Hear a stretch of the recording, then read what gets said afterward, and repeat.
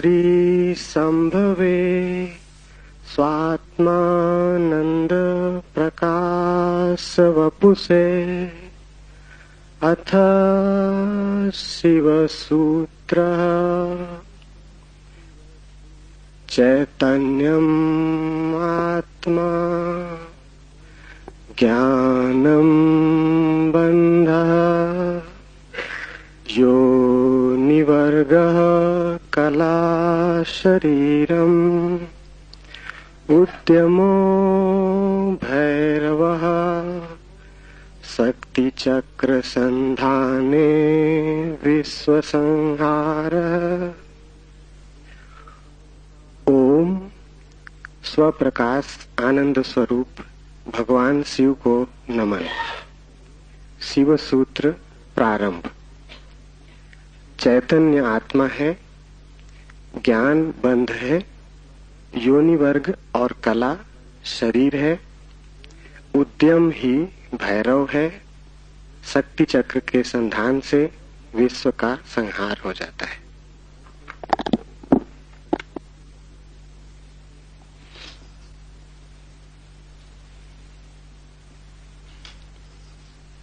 जीवन सत्य की खोज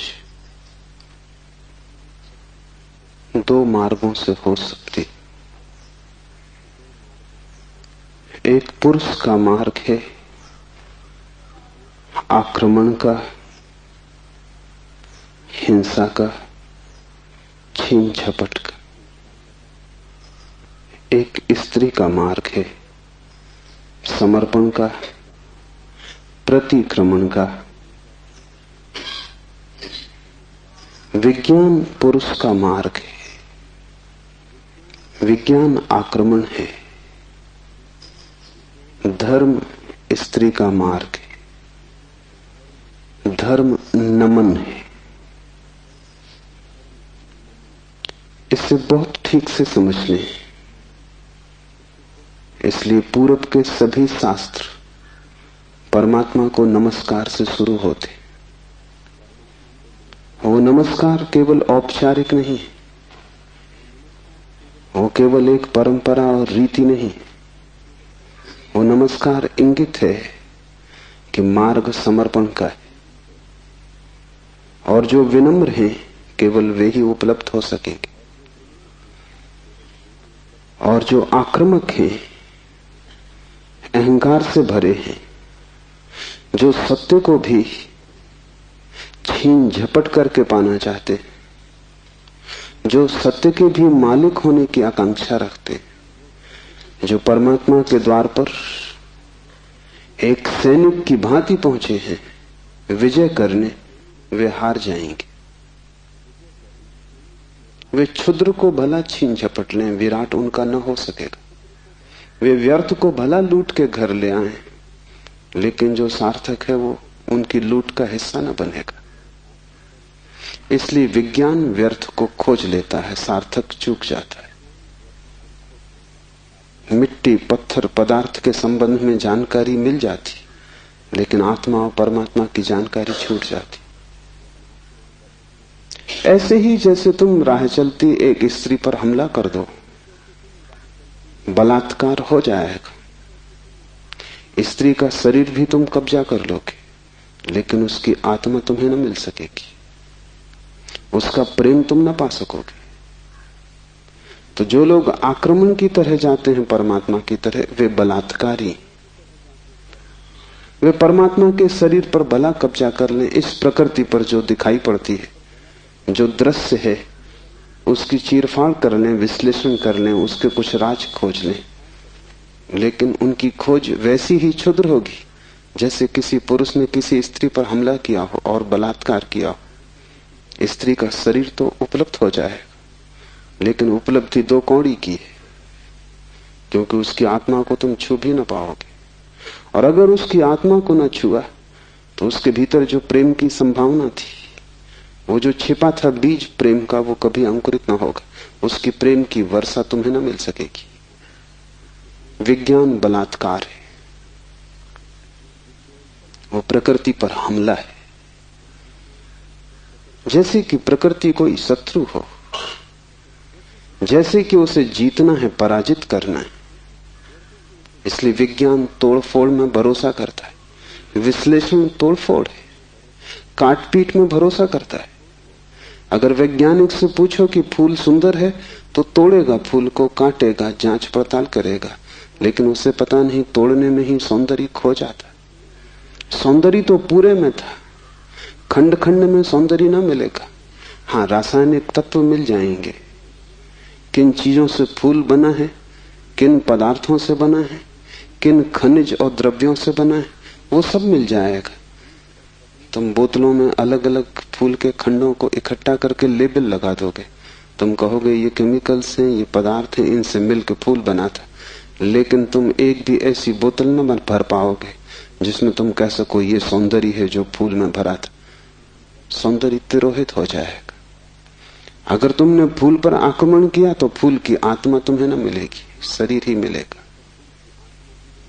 विज्ञान इसलिए आत्मा में भरोसा नहीं करता। भरोसा करे भी कैसे? इतनी चेष्टा के बाद भी आत्मा की कोई झलक नहीं मिलती। झलक मिलेगी ही नहीं, इसलिए नहीं कि आत्मा नहीं है, बल्कि तुमने जो ढंग चुना है वो आत्मा को पाने का ढंग नहीं। तुम जिस द्वार से प्रवेश किए हो वो क्षुद्र को पाने का द्वार है। आक्रमण से जो बहुमूल्य है वो नहीं मिल सकता।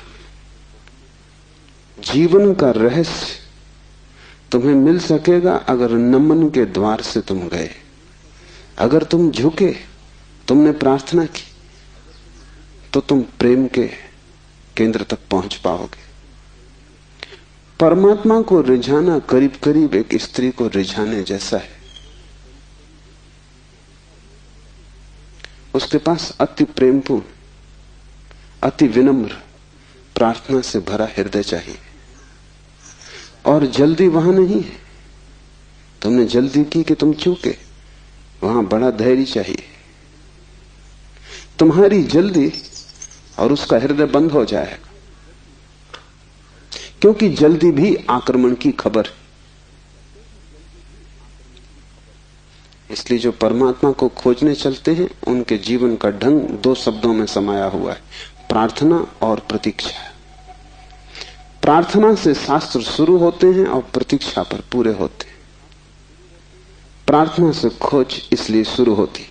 इस शास्त्र का पहला चरण है ओम स्वप्रकाश आनंद स्वरूप भगवान शिव को नमन। और अब शिव सूत्र प्रारंभ। इस नमन को बहुत गहरे उतर जाने दें, क्योंकि अगर द्वार ही चूक गया तो पीछे महल की जो मैं चर्चा करूंगा वो समझ में ना आएगी। पुरुष को थोड़ा हटाएं, आक्रामक वृत्ति को थोड़ा दूर करें। ये समझ कुछ बुद्धि से आने वाली नहीं, हृदय से आने वाली है। ये समझ कुछ तुम्हारे तर्क पर निर्भर न करेगी, ये तुम्हारे प्रेम पर निर्भर करेगी। इस शास्त्र को तुम समझ पाओगे, लेकिन वो समझ ऐसी न होगी जैसे कोई गणित को समझता है। वो समझ ऐसी होगी जैसे कोई काव्य को समझता है। कविता पर तुम झपट नहीं पड़ते, तुम कविता का धीरे धीरे स्वाद लेते हो, चुस्की लेते हो, जैसे कोई चाय को पीता है। तुम उसे गटक नहीं चाहते, वो कोई कड़वी दवा नहीं है। तुम उसका स्वाद लेते हो, चुस्की लेते हो, धीरे धीरे उसके स्वाद को लीन होने देते हो। और एक ही कविता को समझना हो तो बहुत बार पढ़ना पड़ता है। एक गणित को तुमने एक बार समझ लिया, फिर दोबारा करने की कोई जरूरत नहीं रह जाती। गणित समाप्त हो गया। कविता कभी भी समाप्त नहीं होती, क्योंकि हृदय का कोई और छोर नहीं। और तुम जितना ही प्रेम करते हो उतना ही उद्घाटित होता है। इसलिए पूर्व में हम शास्त्र का अध्ययन नहीं करते, हम शास्त्र का पाठ करते। अध्ययन शास्त्र का हो भी नहीं सकता। अध्ययन का अर्थ है एक बार समझ लिया फिर कचरे में फेंक दिया। जैसे कि बात खत्म होगी, जब समझ ही लिया तब दोबारा क्या करना है। पाठ का अर्थ होता है समझ बुद्धि की होती तो एक बार में पूरी हो जाती। इसकी तो चुस्कियां बार बार लेनी पड़ेगी। इसे तो जाने अनजाने न मालूम कितनी बार दोहराना पड़ेगा। इसे बहुत से भाव क्षणों में, बहुत सी मनोदशाओं में, कभी सुबह जब सूरज उगता है तब, कभी रात जब सब अंधकार हो जाता है तब, कभी मन जब प्रफुल्लित होता है तब, और कभी मन जब उदासी से भरा होता है तब, विभिन्न चित्त की दशाओं में, विभिन्न मनोक्षणों में इसमें उतरना होगा। तब इसके सभी पहलू धीरे धीरे प्रकट होंगे। फिर भी तुम इसे चुकता न कर पाओगे। कोई शास्त्र कभी चुकता नहीं। जितना ही तुम पाओगे कि खोज लिया, उतना ही तुम पाओगे खोज के लिए और भी ज्यादा बाकी रह गया। जितने तुम गहरे उतरोगे पाओगे गहराई बढ़ती चली जाती है। शास्त्र को कभी पाठ ही चुका नहीं पाता। पाठ का मतलब ही यही है कि बार बार, बहुत बार। पश्चिम इस बात को समझ भी नहीं पाता। उनकी पकड़ के बाहर है कि लोग गीता को हजारों साल से क्यों पढ़ रहे हैं, और एक ही आदमी रोज सुबह उठ के गीता पढ़ लेता है। पागल हो गया है। उनको ख्याल में नहीं कि पाठ की प्रक्रिया हृदय में उतारने की प्रक्रिया है। उसका समझ से बहुत वास्ता नहीं है, स्वाद से वास्ता है। तर्क और गणित और हिसाब से उसका कोई भी संबंध नहीं है। उसका संबंध तो अपने हृदय को और उसके बीच की जो दूरी है उसको मिटाने से। धीरे धीरे हम इतने लीन हो जाएं उसमें कि पाठी और पाठ एक हो जाए। पता ही न चले कि कौन गीता है और कौन गीता का पाठी। ऐसे भाव से जो चले, ये स्त्री का भाव है। ये समर्पण की धारा है। इसे ख्याल में ले लेना। नमन से हम चलें तो शिव के सूत्र समझ में आ सकेंगे। उन्हें तुम अपने में उतरने देना और जल्दी निर्णय की मत करना कि वे ठीक हैं कि गलत हैं। क्योंकि सूत्रों के संबंध में एक बात ख्याल रख लेना, तुम्हारे ऊपर निर्भर नहीं है तय करना कि वे ठीक हैं या गलत हैं। तुम निर्णय कर भी कैसे पाओगे? जो अंधेरे में खड़ा है वो प्रकाश के संबंध में क्या निर्णय करेगा?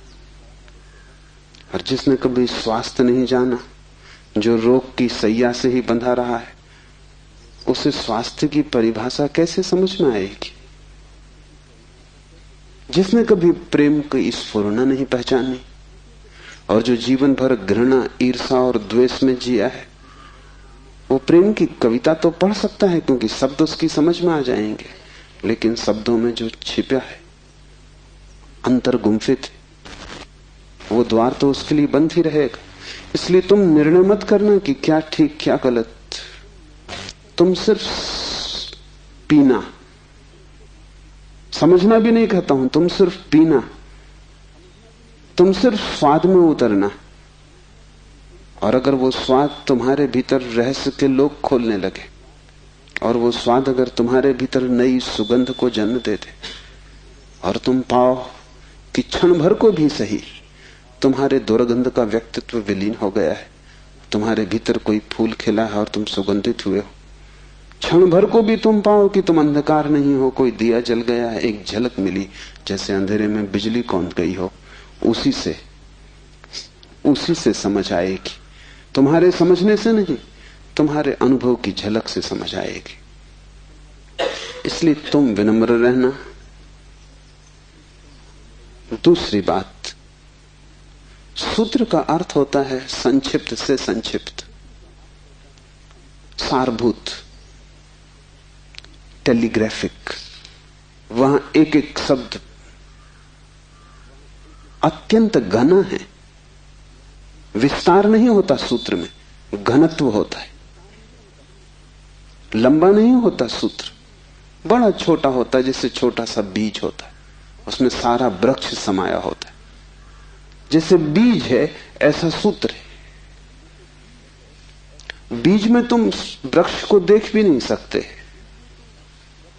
देखना भी चाहोगे तो बीज में तुम वृक्ष को पाओगे नहीं, क्योंकि उसके लिए बड़ी गहरी आंखें चाहिए जो बीज में वृक्ष को देख लें, जो वर्तमान में भविष्य को देख लें, जो आज कल को देख लें, जो दृश्य से अदृश्य को खोज लें।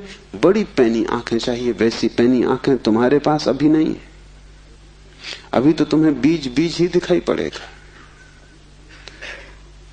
वृक्ष को देखना हो तो बीज को तुम्हें बोना पड़ेगा, और कोई रास्ता तुम्हारे पास देखने का नहीं। और जब बीज टूटेगा जमीन में और वृक्ष अंकुरित होगा, तभी तुम पहचान पाओगे। ये सूत्र बीज है, इन्हें तुम्हें अपने हृदय में बोना होगा। तुम अभी निर्णय मत करना, क्योंकि अभी तुमने अगर बीज पर निर्णय लिया तो तुम इसे फेंक ही दोगे, कचरा कूड़ा मालूम पड़ेगा। बीज में कंकड़ पत्थर में कोई ज्यादा फर्क नहीं है। कभी कभी तो कंकड़ पत्थर ज्यादा चमकीले, रंगीन, खूबसूरत, कीमती होते, लेकिन बीज और कीमती से कीमती कोहिनूर में भी एक फर्क है कि तुम कोहिनूर को बो दो तो उसमें से कुछ पैदा ना होगा। वो कीमती कितना ही वो मुर्दा है, उसका मूल्य ना समझ कितने ही समझते हो, लेकिन जीवन उसमें नहीं, वो लाश है। और बीज कुरूप भी दिखाई पड़ता हो, कोई उसकी कीमत भी ना हो, लेकिन उसमें जीवन छिपा है। तुम उससे बो दो, उससे विराट वृक्ष पैदा होगा। और एक बीज से करोड़ों बीज लग जाएंगे। एक छोटा सा बीज इस सारे विश्व को पैदा कर सकता है, क्योंकि एक बीज से करोड़ों बीज पैदा होते हैं, फिर करोड़ों बीज से, हर बीज से करोड़ बीज पैदा होते हैं। एक छोटे बीज में सारे विश्व का ब्रह्मांड समा सकता है। सूत्र बीज है, उसके साथ जल्दी नहीं की जा सकती। उसको बोओगे हृदय में और अंकुरित होगा, फूल लगेंगे, तभी तुम जान पाओगे, तभी निर्णय लिया जा सकता है। तीसरी बात, इसके पहले कि हम शुरू करें, धर्म महान क्रांति है। धर्म के नाम से तुमने जो समझा हुआ है उसका धर्म से ना के बराबर संबंध है। इसलिए शिव के सूत्र तुम्हें चौंकाएंगे भी, तुम भयभीत भी होगे, डरोगे भी, क्योंकि तुम्हारा धर्म डगमगाएगा। तुम्हारा मंदिर, तुम्हारी मस्जिद, तुम्हारे गिरजे, अगर ये सूत्र तुमने समझे तो गिर जाएंगे। तुम उन्हें बचाने की कोशिश में मत लगना, क्योंकि वे बचे भी रहें तो भी उनसे तुम्हें कुछ भी मिला नहीं। तुम उनमें जी ही रहे हो और तुम मुर्दा हो। मंदिर काफी सजे हैं, लेकिन तुम्हारे जीवन में कोई भी खुशी की किरण नहीं। मंदिर में काफी रोशनी, उससे तुम्हारे जीवन का अंधकार नहीं मिटता। तो उससे भयभीत मत होना, क्योंकि सूत्र तुम्हें कठिनाई में तो डालेंगे ही, क्योंकि शिव कोई पुरोहित नहीं है। पुरोहित की भाषा तुम्हें हमेशा संतोषदायी मालूम पड़ती, क्योंकि पुरोहित को तुम्हारा शोषण करना है। पुरोहित तुम्हें बदलने को उत्सुक नहीं है। तुम जैसे हो ऐसे ही रहो, इसी में उसका लाभ है। तुम जैसे हो रुग्ण बीमार, ऐसे ही रहो, इसी में उसका व्यवसाय है। मैंने सुना है एक डॉक्टर ने अपने लड़के को पढ़ाया, पढ़ लिख के घर आया, पिता ने कभी छुट्टी भी ना ली थी, तो उसने कहा कि अब तू मेरी कारोबार को संभाल और मैं 3 महीने विश्राम कर लूं। जीवन भर सिर्फ मैंने कमाया है, कभी विश्राम नहीं लिया। वो विश्व की यात्रा पर निकल गया। 3 महीने बाद लौटा तो उसने अपने लड़के से पूछा कि सब ठीक चल रहा है। उसके लड़के ने कहा कि बिल्कुल ठीक चल रहा है। आप हैरान होंगे कि जिन मरीजों को आप जीवन भर में ठीक न कर पाए, उनको मैंने 3 महीने में ठीक कर दिया। पिता ने सिर ठोक लिया। उसने कहा, मूढ़, वही हमारा व्यवसाय थे। क्या मैं उनको ठीक नहीं कर सकता था? तेरी पढ़ाई कहां से आती थी? उन्हीं पर आधार था, और भी बच्चे पढ़ लिख लेते, तूने सब खराब कर दिया। पुरोहित तुम जैसे हो रुग्ण बीमार तुम्हें वैसा ही चाहता है, उस पर ही उसका व्यवसाय है। शिव कोई पुरोहित नहीं है, शिव तीर्थंकर है, शिव अवतार है, शिव क्रांति दृष्टा है, पैगंबर है। वे जो भी कहेंगे वो आग है। अगर तुम जलने को तैयार हो तो ही उनके पास आना, अगर तुम मिटने को तैयार हो तो ही उनके निमंत्रण को स्वीकार करना, क्योंकि तुम मिटोगे तो ही नए का जन्म होगा। तुम्हारी राख पर ही नए जीवन की शुरुआत है। इन बातों को ख्याल में रख के एक एक सूत्र को समझने की कोशिश करें। पहला सूत्र है चैतन्य आत्मा। चैतन्य आत्मा है।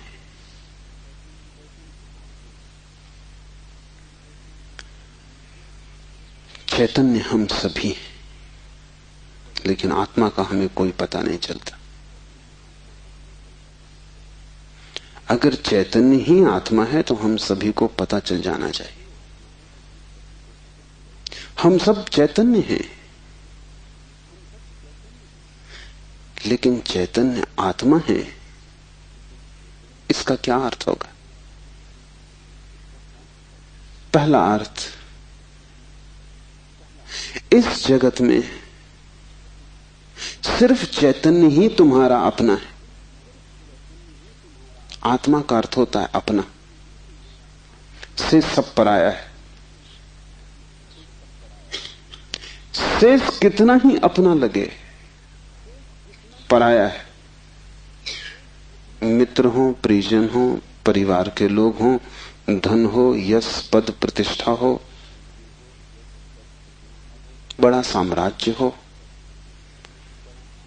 वह सब जिसे तुम कहते हो मेरा, वहां धोखा है, क्योंकि वो सभी मृत्यु तुमसे छीन लेगी। मृत्यु कसौटी है, कौन अपना है कौन पराया है।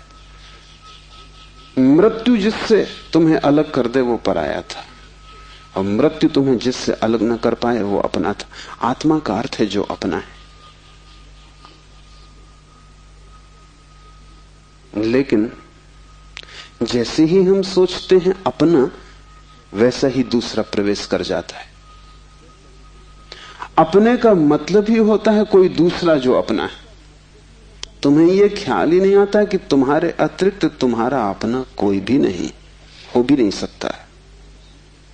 और जितनी देर तुम भटके रहोगे इस धारा में कि कोई दूसरा अपना है, उतने दिन व्यर्थ गए, उतना जीवन अकारण बीता। उतना समय तुमने सपने देखे, उतने समय में तुम जाग सकते थे, मोक्ष तुम्हारा होता, तुमने कचरा इकट्ठा किया।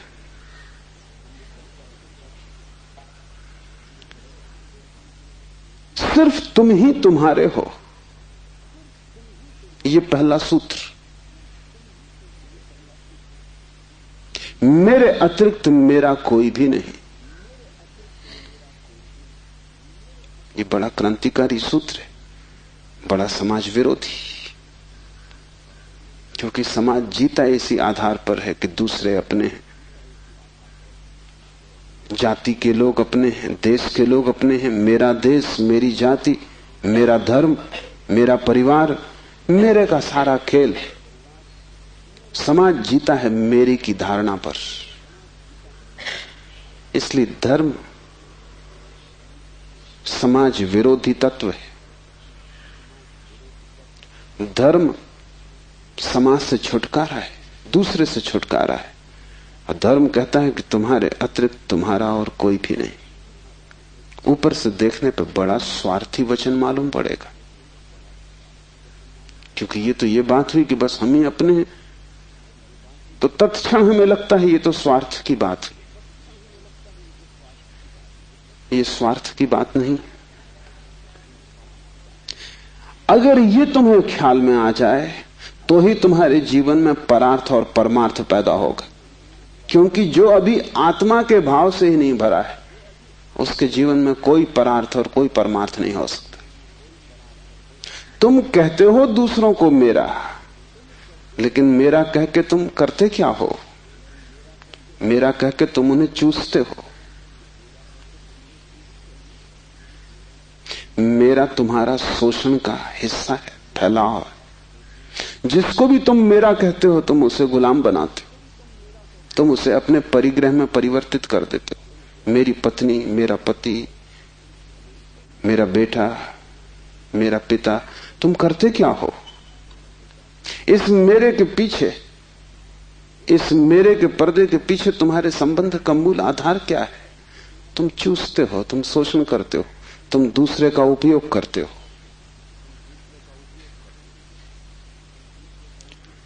इस दूसरे के उपयोग को तुम सोचते हो परार्थ, तो तुम भ्रांति में हो। एक सम्राट बूढ़ा हुआ,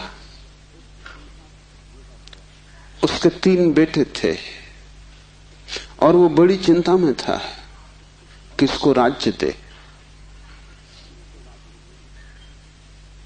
तीनों ही योग्य और कुशल थे, तीनों ही समान गुण धर्मा थे, इसलिए बड़ी कठिनाई हुई।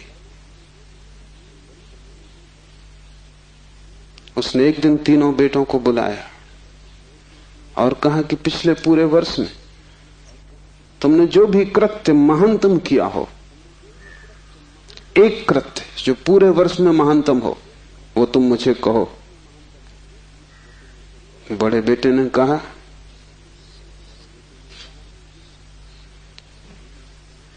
कि गांव का जो सबसे बड़ा धनपति है वो तीर्थ यात्रा पर जा रहा था। उसने करोड़ों रुपए के हीरे जवाहरात बिना गिने, बिना किसी हिसाब किताब के, बिना किसी दस्तखत लिए मेरे पास रख दिए और कहा कि जब मैं लौट आऊंगा तीर्थ यात्रा से मुझे वापस लौटा देना। चाहता मैं तो पूरे भी पा जा सकता था, क्योंकि न कोई लिखा पढ़ी थी, न कोई गवाह था। इतना भी न करता तो थोड़े बहुत बहुमूल्य हीरे में बचा लेता तो कोई कठिनाई न थी, क्योंकि उस आदमी ने ना तो गिने थे और ना कोई संख्या रखी थी। लेकिन मैंने सब जैसी की जैसी थैली वापस लौटा दी। पिता ने कहा तुमने भला किया, लेकिन मैं तुमसे पूछता हूं कि अगर तुमने कुछ रख लिए होते तो तुम्हें पश्चाताप, गिलानी, अपराध का भाव पकड़ता या नहीं? उस बेटे ने कहा निश्चित पकड़ता। तो बाप ने कहा इसमें परोपकार कुछ भी ना हुआ, तुम सिर्फ अपने पश्चाताप, अपनी पीड़ा से बचने के लिए ये किए हो। इसमें परोपकार क्या हुआ? हीरे बचाते तो ग्लानि मन को पीड़ा देती, कांटे की तरह चुभती, उस कांटे से बचने के लिए तुमने हीरे वापस दिए। काम तुमने अच्छा किया, ठीक है, लेकिन परोपकार कुछ भी ना हुआ। उपकार तुमने अपना ही किया है। दूसरा बेटा थोड़ी चिंता में पड़ा और उसने कहा कि मैं राह के किनारे से गुजरता था और झील में सांझ के वक्त, जबकि वहां कोई भी न था, एक आदमी डूबने लगा। चाहता तो मैं अपने रास्ते चला जाता, सुना अनसुना कर देता, लेकिन मैंने तत्क्षण छलांग मारी, अपने जीवन को खतरे में डाला और उस आदमी को बाहर निकाला।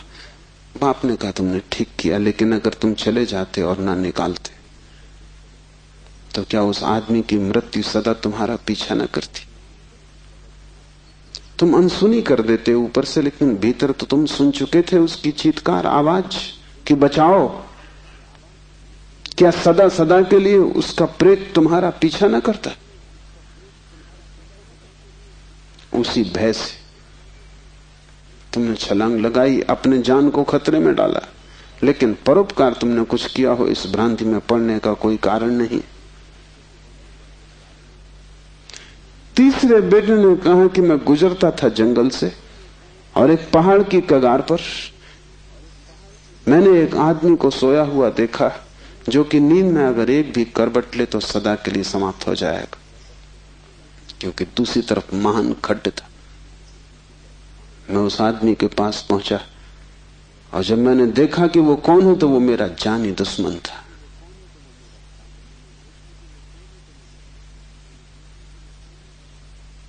मैं चुपचाप अपने रास्ते पे जा सकता था।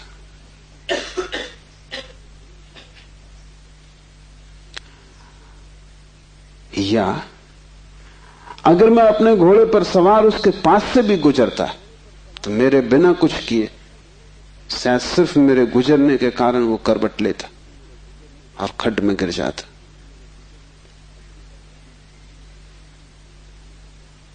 लेकिन मैं आहिस्ते से जमीन पर सरकता हुआ उसके पास पहुंचा कि कहीं मेरी आहट में वो गिर न जाए। और ये भी मैं जानता था कि वो आदमी बुरा है, मेरे बचाने में भी वो मुझे गालियां ही देगा। उसे मैंने हिलाया, आहिस्ते से जगाया,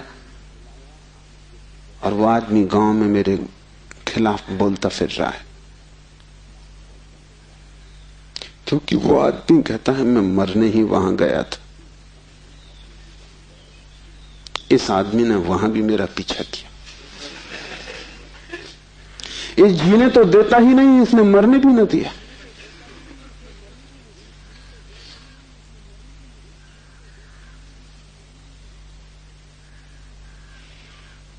पिता ने कहा तुम दो से बेहतर हो,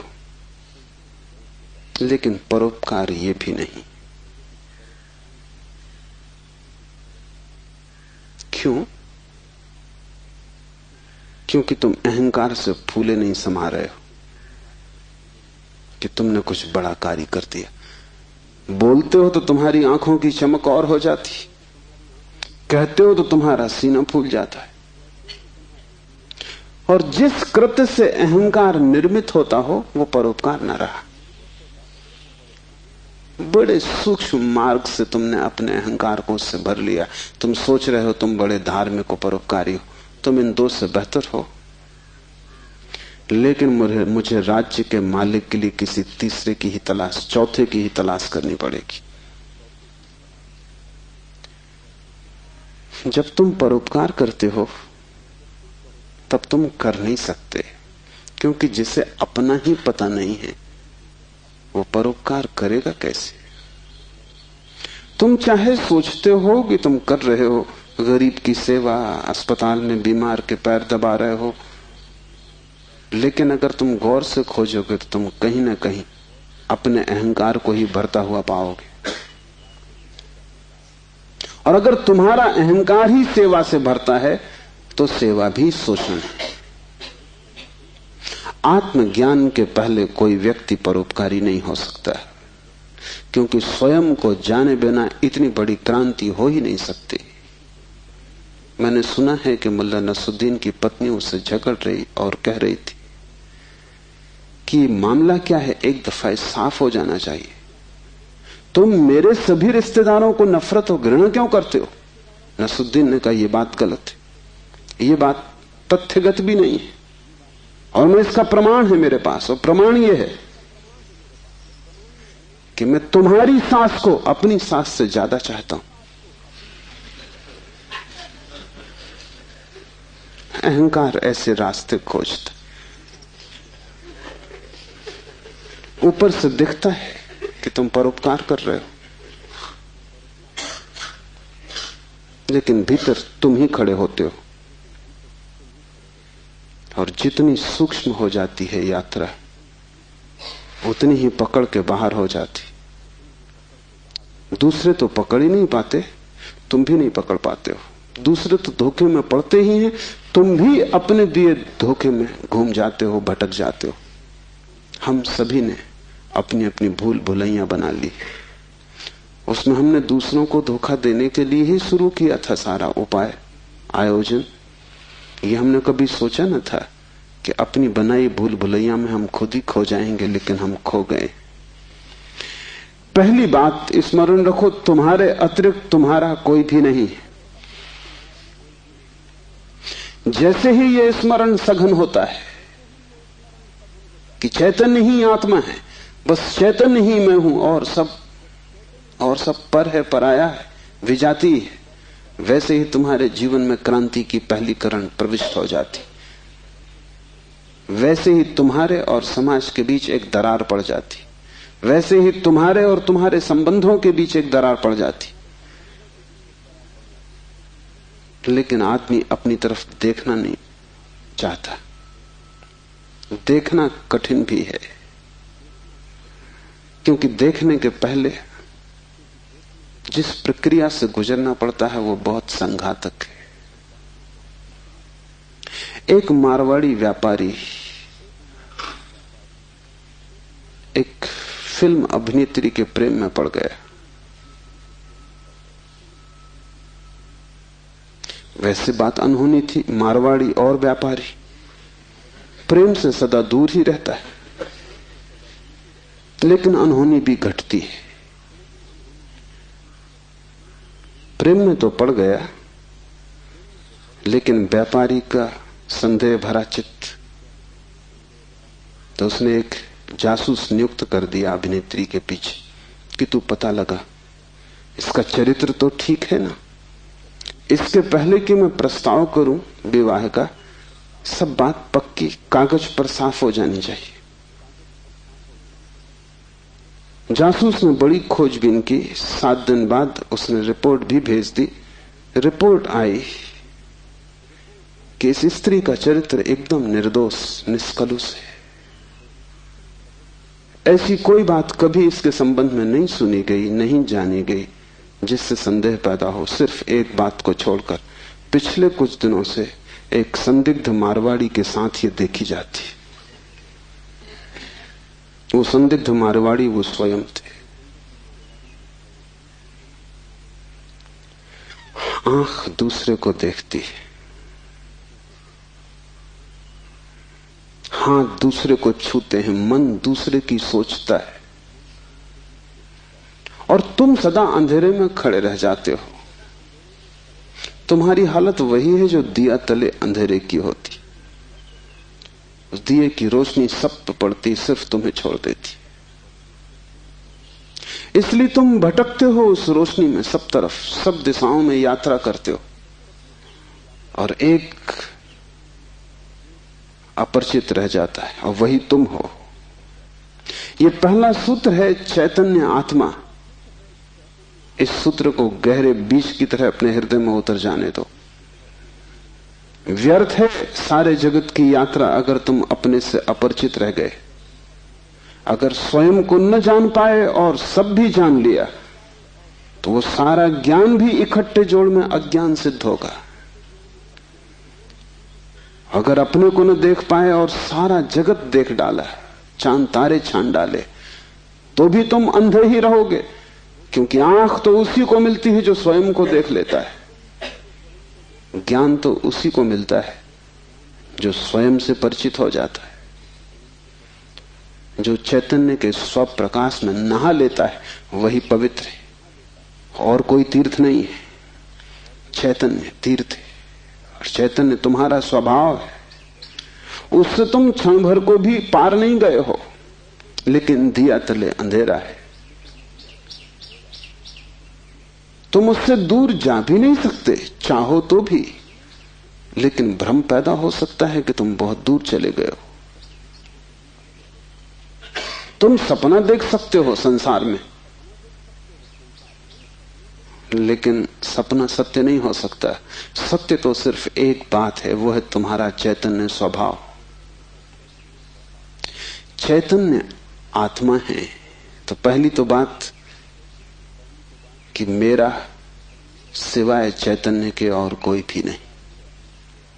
ये भाव तुम में सघन हो जाए तो सन्यास का जन्म हुआ,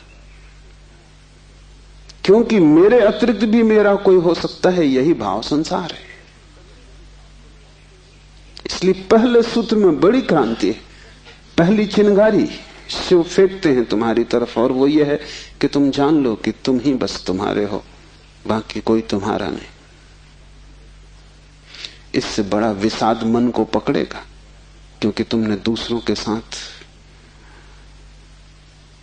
बड़े संबंध बना रखे, बड़े सपने संजो रखे हैं, दूसरों के साथ तुम्हारी बड़ी आशाएं जुड़ी हैं। मां देख रही है कि बेटा बड़ा होगा, बड़ी आशाएं जुड़ी हैं। बाप देख रहा है कि बेटा बड़ा होगा, बड़ी आशाएं जुड़ी हैं। और इन सारी आशाओं में तुम अपने को खो रहे हो। यही तुम्हारे पिता भी इन्हीं आशाओं को कर करके समाप्त हुए तुम्हारे लिए। तुमसे क्या उन्हें मिला? यही आशाएं कर करके तुम समाप्त हो जाओगे।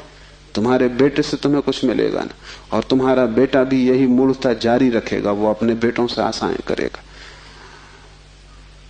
नहीं, अपनी तरफ देखो, न तो पीछे न आगे, कोई भी तुम्हारा नहीं है। कोई बेटा तुम्हें नहीं भर सकेगा, कोई संबंध तुम्हारी आत्मा नहीं बन सकता। तुम्हारे अतिरिक्त तुम्हारा कोई मित्र नहीं। लेकिन तब बड़ा डर लगता है, क्योंकि लगता है कि तुम अकेले हो गए। और आदमी इतना भयभीत है कि गली से गुजरता है अकेले में तो भी जोर से गीत गाने लगता है। अपनी ही आवाज सुन के लगता है कि अकेला नहीं। तुम अपनी ही आवाज सुन रहे हो। बाप जब बेटे में अपने सपने रचा रहा है तो बेटे की कोई सहमति नहीं है। ये बाप खुद ही अकेले में सीटी बजा रहा है।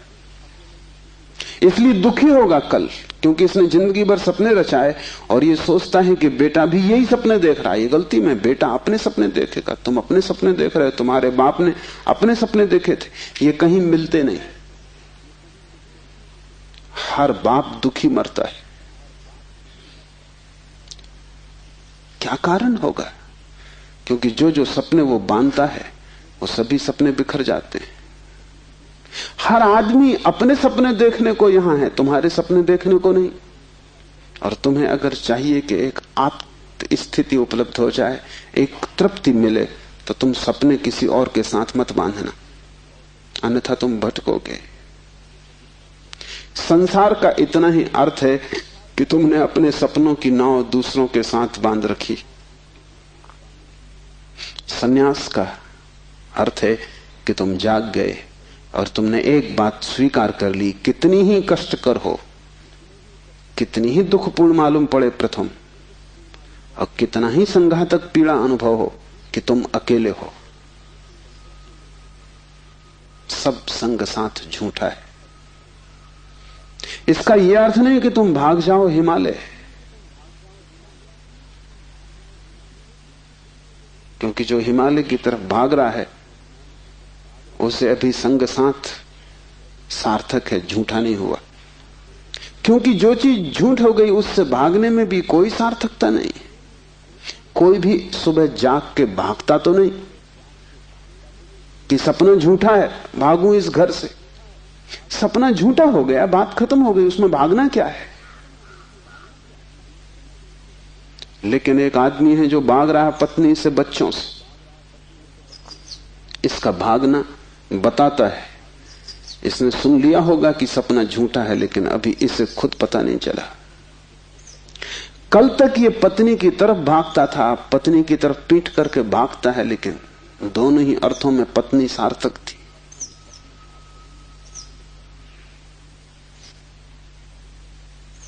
एक जैन संत हुए, गणेश वर्णी।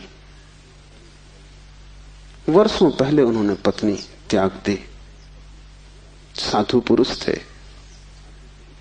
कोई 20 वर्ष त्याग के बाद काशी में थे, तब खबर आई कि पत्नी मर गई। उनके मुंह से जो वचन निकला वो याद रख लेने जैसा है। उन्होंने कहा, चलो झंझट मिटी। उनके भक्तों ने इस वचन का अर्थ लिया कि बड़ी वीतरागता है। थोड़ा सोचो तो साफ हो जाएगा कि वीतरागता बिल्कुल नहीं। क्योंकि जिस पत्नी को 20 साल पहले छोड़ दिया उसकी झंझट अभी कायम थी, तो ही मिट सकती है। गणित बिल्कुल सीधा और साफ है। ये पत्नी जो 20 साल पहले छोड़ दी, किसी न किसी तरह छाया की तरह पीछे चल रही होगी, ये मन में कहीं सवार होगी। इसका उपद्रव कायम था। 20 साल भी इसके उपद्रव को मिटा नहीं पाए थे छोड़ने के बाद। ये मन सतत सोचता रहा होगा, पक्ष में विपक्ष में। पत्नी के मरने पर ये वचन कि चलो झंझट मिटी, पत्नी के संबंध में कुछ भी नहीं बताते, सिर्फ पति के संबंध में बताते कि आदमी भाग तो गया छोड़कर, लेकिन छोड़ ना पाया।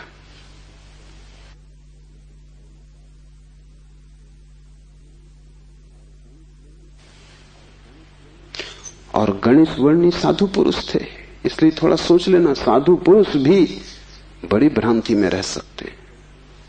उनके चरित्र में, आचरण में कोई भूल चूक न थी। वे मर्यादा के पुरुष थे, ठीक ठीक नियम से चलते थे। वहां कोई जरा भी दरार नहीं पा सकता, जरा त्रुटि नहीं पा सकता। सब आचरण ठीक था, साधुता पूरी थी। फिर भी भीतर कोई बात चूक गई, हिमालय पहुंच गए, झंझट सांस चली गई। फिर दूसरी बात भी समझ लेने जैसी है, और वो ये कि अगर पत्नी के मरने पर पहला ख्याल ही आया कि झंझट मिटी, तो कहीं जाने अनजाने अचेतन में पत्नी की मृत्यु की आकांक्षा भी छिपी रही होगी। वो जरा गहरा किसी तल पर पत्नी मिट जाए, न हो, समाप्त हो जाए, ये तो हिंसा हो गई। लेकिन एक एक वचन भी अकारण नहीं आता, आसमान से नहीं आता। एक एक वचन भी भीतर से आता। और ऐसे क्षणों में जबकि पत्नी मर गई इसकी खबर आई हो, तुम ठीक ठीक अपने रोजमर्रा के व्यवसायी होश में नहीं होते हो, तब तुमसे जो बात निकलती है वो ज्यादा सही होती।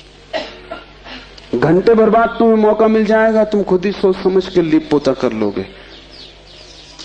तुम फिर जो कहोगे वो बात झूठी हो जाएगी। लेकिन तत्क्षण, उस क्षण में वर्णी चूक गए। वो जो 20 साल से उन्होंने चारों तरफ साधुता का व्यवस्था कर रखी थी, उस क्षण में भूल गए। जब वर्णी को ऐसा घट सकता है तो तुम्हें तो सहज ही घट सकता है। भागने से कुछ भी ना होगा, भागकर कोई भी कभी भाग नहीं पाया। लेकिन भक्त इसको न देख पाएंगे। उन्होंने तो वर्णी की कथा में इसको बड़े बहुमूल्य वचन की तरह संग्रहित किया है, ये सोच के कि देखो आदमी कैसा वीतराग है। तुम्हें पता भी नहीं हो सकता कि वीतरागता क्या है। तुम राग में जीते हो, तुम्हें विराग समझ में आता है, तुमसे जो विपरीत है वो समझ में आता है। तुम जानते हो कि तुम पत्नी को छोड़ के नहीं जा सकते, और ये आदमी छोड़ के चला गया, ये आदमी तुमसे बड़ा है, ये तुमसे विपरीत है, लेकिन तुमसे भिन्न नहीं। तुम पैर के बल खड़े हो, यह आदमी सिर के बल खड़ा है, लेकिन तुम्हारे मन में और इसके मन में रत्ती भर भी फर्क नहीं। खोज के देखो, तुम सभी सोचते हो कि पत्नी झंझट। तुम एक आध ऐसा पति पा सकते हो जो कहे पत्नी झंझट नहीं। पत्नी के सामने मत पूछना, एकांत में अकेले। मुल्ला नसरुद्दीन ने मुझे कहा है कि मैं भी कभी सुखी था, लेकिन ये मुझे पता ही तब चला जब मैंने विवाह कर लिया, और तब फिर बहुत देर हो चुकी थी। मैं भी कभी सुखी था, ये पता मुझे तब चला जब मैंने विवाह कर लिया, लेकिन तब तक तो बहुत देर हो चुकी थी, सुख हाथ से जा चुका था। पति को गहराई में पूछो तो ऐसा पति खोजना कठिन है जिसने कई बार पत्नी की हत्या करने का विचार न किया हो, सपने न देखे हो कि मार डाला पत्नी को। सुबह उठ के वो भी कहेगा कैसा बेहुदा सपना, लेकिन अचेतन आकांक्षा है। जिससे झंझट पैदा होती है उसे मिटा देने का मन सीधा तर्क है, लेकिन झंझट दूसरे से कभी पैदा होती ही नहीं। पत्नी में अगर कोई उपद्रव होता तो कौन तुम्हें रोकता था? तुम सब भाग गए होते हिमालय। उपद्रव पत्नी में नहीं है, क्योंकि तुम हिमालय जाके फिर पत्नी खोज लोगे। उपद्रव तुम्हारे भीतर है। तुम अकेले नहीं रह सकते, तुम्हें कोई दूसरा चाहिए। अकेले में तुम डरते हो, कोई दूसरा, तब तुम निश्चिंत मालूम पड़ते हो। क्यों? दूसरे की मौजूदगी से आश्वासन मिलता है। दुख में सुख में कोई साथी है, जीवन में मृत्यु में कोई साथी है। लेकिन अकेलापन स्वभाव है। और जिस व्यक्ति ने यह अनुभव कर लिया कि आत्मा ही बस मेरी है, उसने अपने अकेलेपन को अनुभव कर लिया। भागने की कोई भी जरूरत नहीं तो झंझट पीछे चली जाएगी। तुम जहां हो वहीं रहना, रत्ती भर भी बाहर कोई फर्क करने की आवश्यकता नहीं है। लेकिन भीतर तुम अकेले हो जाना, भीतर तुम कैवल्य को अनुभव करना कि मैं अकेला हूं, कोई संगी साथी नहीं। और ये तुम दोहराना मत, क्योंकि दोहराने की कोई जरूरत नहीं कि रोज सुबह बैठ के तुम दोहराओ कि मैं अकेला हूं, कोई संगी साथी नहीं। इससे कुछ भी ना होगा। ये दोहराना तो सिर्फ यही बताएगा कि तुम्हें अभी ख्याल नहीं हुआ। इसे समझना, ये तथ्य है कि तुम अकेले हो। समझने में अड़चन है, वही तपश्चर्या है। तप का अर्थ नहीं है कि तुम धूप में खड़े हो जाओ।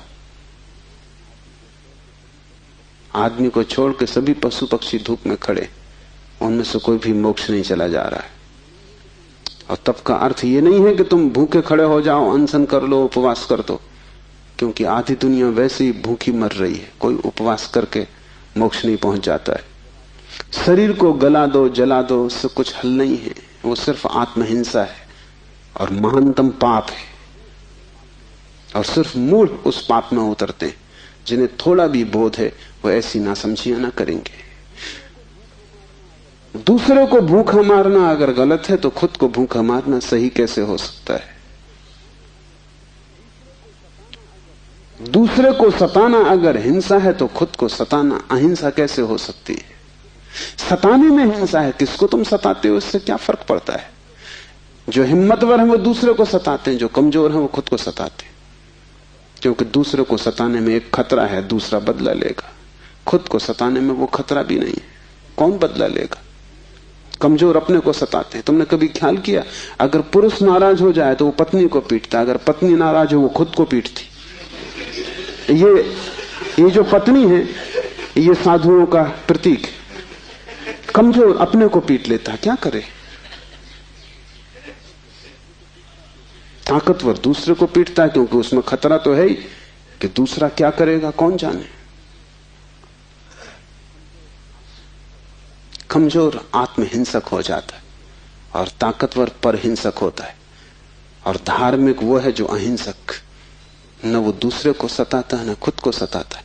सताने की बात ही व्यर्थ है। तपश्चर्या का अर्थ है कि तुमने ये सत्य स्वीकार कर लिया कि तुम अकेले हो, कोई उपाय नहीं है संगी साथी का। तुम कितना ही चाहो, कितनी ही आंखें बंद करो, सपने देखो, तुम अकेले ही रहोगे। जन्मों जन्मों से तुमने घर बसाए, परिवार बसाए, मिटाए, लेकिन तुम अकेले ही रहे हो। तुम्हारे अकेलेपन में रत्ती भर फर्क नहीं पड़ता। जिसने ये जान लिया, स्वीकार कर लिया कि मैं अकेला हूं, उसके लिए इंगित है इस सूत्र में चैतन्य आत्मा है, वही तुम्हारा और कोई तुम्हारा नहीं। और दूसरी बात इस सूत्र में है, वो है चैतन्य। आत्मा कोई सिद्धांत नहीं है कि तुम शास्त्र में पढ़ो और मान लो। आत्मा कोई जैसे गुरुत्वाकर्षण का सिद्धांत है, ऐसा कोई सिद्धांत नहीं है। आत्मा एक अनुभव है, सिद्धांत नहीं। और अनुभव है चैतन्य की तीव्रता का। इसलिए तुम जितने चैतन्य होते जाओगे उतनी ही तुम्हें आत्मा का पता चलेगा। तुम जितने बेहोश होते चले जाओगे उतना ही तुम्हें अपना पता नहीं चलेगा। और तुम करीब करीब बेहोश हो। जो आत्मा को जानना चाहता है उसे किसी दर्शन शास्त्र की जरूरत नहीं है, उसे चैतन्य को जगाने की प्रक्रिया चाहिए। उसे विधि चाहिए जिससे वो ज्यादा चेतन हो जाए। जैसे कि आग को तुम उकसाते हो, राख जम जाती, तुम उकसा देते हो, राख झड़ जाती, अंगारे झलकने लगते। ऐसी तुम्हें कोई प्रक्रिया चाहिए जिससे तुम्हारी राख झड़े और अंगारा चमके, क्योंकि उसी चमक में तुम पहचानोगे कि तुम चैतन्य हो। और जितने तुम चैतन्य हो उतने ही तुम आत्मवान हो। जिस दिन तुम पाओगे कि मैं परम चैतन्य हूं, उस दिन तुम परमात्मा हो। तुम्हारी चेतना की मात्रा ही तुम्हारी आत्मा की मात्रा होगी। लेकिन अभी तुम करीब करीब बेहोश हो, अभी करीब करीब तुम जैसे शराब पिए हो, अभी तुम चल रहे हो, उठ रहे हो, काम कर रहे हो, लेकिन जैसे नींद में। होश तुम्हें नहीं है। कभी तुमने ख्याल किया, किताब पढ़ते वक्त तुम पूरा पेज पढ़ जाते हो, तब तुम्हें ख्याल आता है, अरे मैं पूरा पेज पढ़ भी गया और एक शब्द याद नहीं। तुमने कैसे पढ़ा होगा पूरा पेज? तुम पढ़ सकते हो सोए सोए, मन कहीं और रहा होगा, तुम पढ़ गए, तब तुम्हें होश पता चला कि ये तो पूरा पेज व्यर्थ गया। तुम कई बार रास्ते से चलते हो, तुम पूरा रास्ता चल जाते हो, तब तुम्हें ख्याल आता है कि तुम चल रहे हो। तुम काम करते हो और तुम्हें पता नहीं चलता कि तुम कर रहे हो। तुम बेहोशी में जी रहे हो और चैतन्य आत्मा है, और तुम पूछते हो क्या आत्मा है?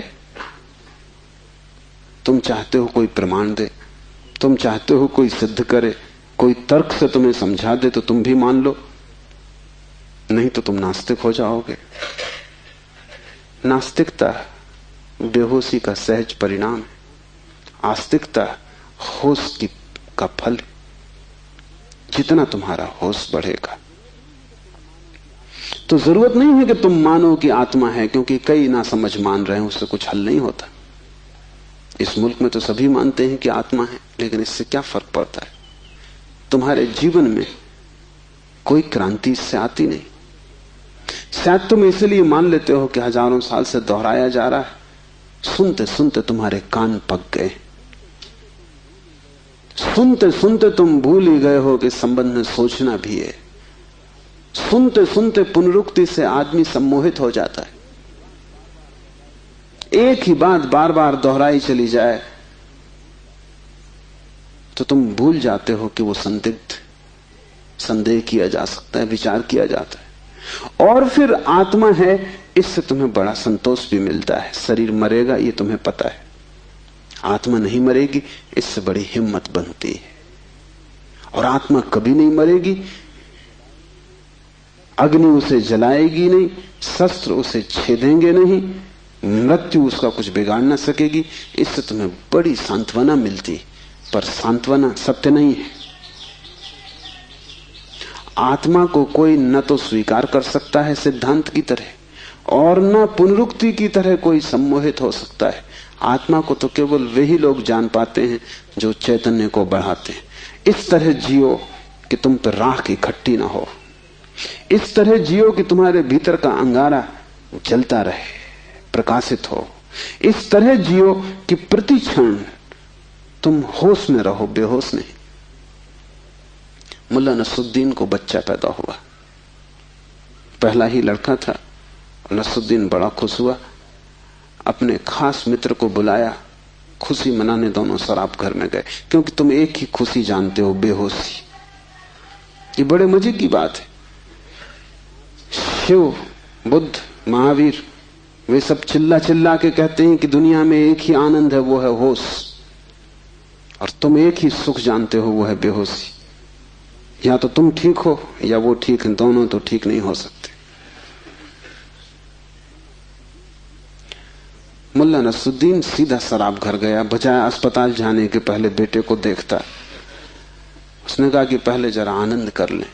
कितने दिनों का सपना पूरा हुआ। डट के दोनों पी गए। जब दोनों पी के पहुंचे अस्पताल और कांच की खिड़की में से बेटे को देखा तो मुल्ला रोने लगा। उसने अपने मित्र से कहा, पहली तो बात मेरे जैसा मालूम नहीं होता। अपना उन्हें पता नहीं है अभी, अभी खुद की शक्ल भी वो पहचान ना सकेंगे। लेकिन मेरा जैसा नहीं मालूम होता। और दूसरी बात, बड़ा छोटा दिखाई पड़ता है। इतने छोटे बच्चे को लेकर करेंगे भी क्या? ये बचेगा?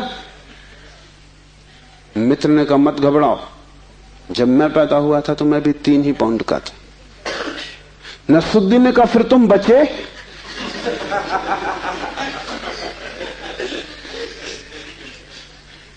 मित्र सोचने लगा, क्योंकि वो भी बेहोशी में था। उसने कहा पक्का नहीं कह सकता।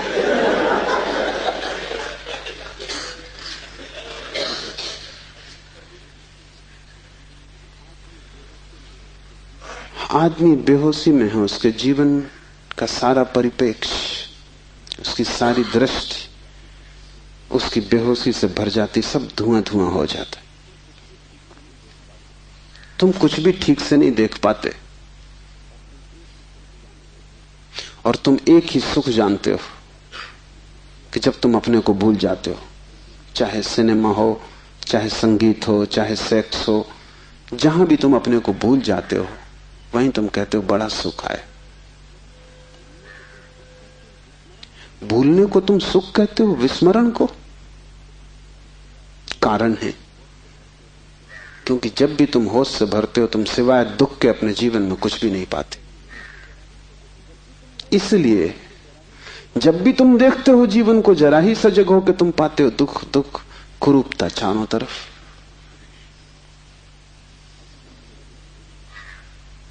एक मेरे मित्र अविवाहित ही रह गए, उनसे मैंने पूछा कि क्या हुआ, कैसे चूक गए? तो उन्होंने कहा कि बड़ी अड़चन आई। जिस स्त्री को मैं प्रेम करता था, जब मैं शराब पी लेता तब वो मुझे सुंदर मालूम पड़ती। तब मैं शादी करने को राजी, लेकिन तब वो राजी नहीं। और जब मैं होश में होता तब मैं राजी नहीं, तब वो राजी होती थी। इसलिए चूक गए, कोई उपाय ना हुआ, मेल ना हो सका। तुम जब भी आंख खोल कर देखोगे सब तरफ कुरूपता और दुख पाओगे। जब तुम बेहोश होते हो तब सब ठीक लगता है। इसलिए तुम्हें तकलीफ मालूम पड़ती, चैतन्य आत्मा असंभव।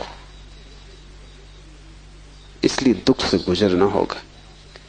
उसको ही तपश्चर्या कहा है। जब कोई व्यक्ति जागना शुरू करता है तो पहले तो उसे दुख में से ही गुजरना होगा, क्योंकि तुमने जन्मों जन्मों तक दुख अपने चारों तरफ निर्मित किए हैं। कौन उनसे गुजरेगा तुम अगर न गुजरे तो? इसको हमने कर्म कहा है। कर्म का कुल इतना ही अर्थ है कि जन्मों जन्मों तक हमने चारों तरफ दुख निर्मित किए, जाने अनजाने हमने दुख की फसल बोई है, काटेगा कौन? तो जब भी तुम होश में आते हो तुम्हें फसल दिखाई पड़ती बड़ी लंबी, इस खेत से तुम्हें गुजरना पड़ेगा। डर के मारे तुम वहीं बैठ जाते हो, फिर आंख बंद करके शराब पी लेते हो कि ये तो बहुत झंझट का काम है। लेकिन जितनी तुम शराब पीते हो उतनी ये फसल बढ़ती जाती। हर जन्म तुम्हारे कर्म की श्रृंखला में कुछ और जोड़ जाता है, घटाता नहीं। तुम और भी गर्त में उतर जाते हो, नरक और करीब आ जाता है।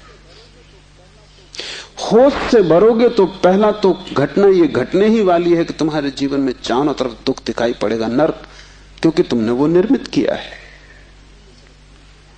और अगर तुमने हिम्मत रखी, साहस रखा और तुम उस दुख से गुजर गए, तो जिस दुख से तुम सचेतन रूप से गुजर जाओगे वो फसल कट गई। उन दुखों से तुम्हें न गुजरना पड़ेगा फिर। और अगर एक बार तुम सारी दुख की श्रृंखला से गुजर जाओ, कर्म की श्रृंखला से, क्योंकि वो तुम्हारी आत्मा के चारों तरफ बंधी हुई जंजीरें, अगर तुम उन सब से गुजर जाओ और होश न खो और हिम्मत जारी रखो कि कोई फिक्र नहीं, जितना दुख मैंने पैदा किया है मैं गुजरूंगा, मैं अंत तक जाऊंगा।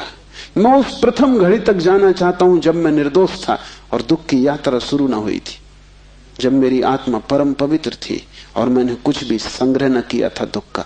मैं उस समय तक प्रवेश करूंगा ही, चाहे कुछ भी परिणाम हो, कितना ही दुख, कितनी ही पीड़ा। अगर तुमने इतना साहस रखा तो आज नहीं कल दुख से पार होकर तुम उस जगह पहुंच जाओगे जहां शिव का सूत्र तुम्हें समझ में आएगा, चैतन्य आत्मा है। और एक बार तुम अपने भीतर के चैतन्य में प्रतिष्ठित हो जाओ, फिर तुमसे कोई दुख पैदा नहीं होता, क्योंकि बेहोश आदमी अपने चारों तरफ दुख पैदा करता है। तुमने देखा है शराबी को चलते हुए रास्ते पर वो कैसा डगमगाता है? ऐसी तुम्हारी जिंदगी है। कहीं पैर रखते हो, कहीं पड़ता है, कहीं जाना चाहते हो, कहीं पहुंच जाते हो। कुछ करना चाहा था, कुछ और ही हो जाता है। कुछ कहने निकले थे, कुछ और ही कह के घर लौट आते हो। इसे तुम रोज देख रहे हो, फिर भी तुम समझ नहीं पाते कि क्यों हो रहा है। तुम गए थे किसी से क्षमा मांगने और झगड़ा करके वापस आ गए। होश में हो तुम बात प्रेम की कर रहे थे, दुश्मनी हो गई।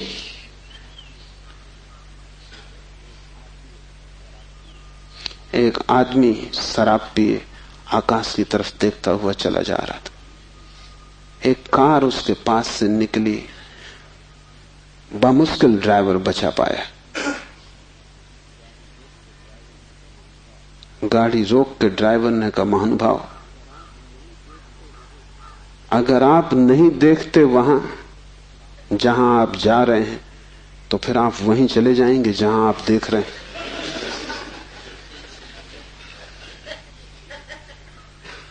और हमें कुछ पता भी नहीं कि हम कहां जा रहे हैं, क्यों जा रहे हैं, कहां देख रहे हैं, क्यों देख रहे हैं। चले जा रहे हैं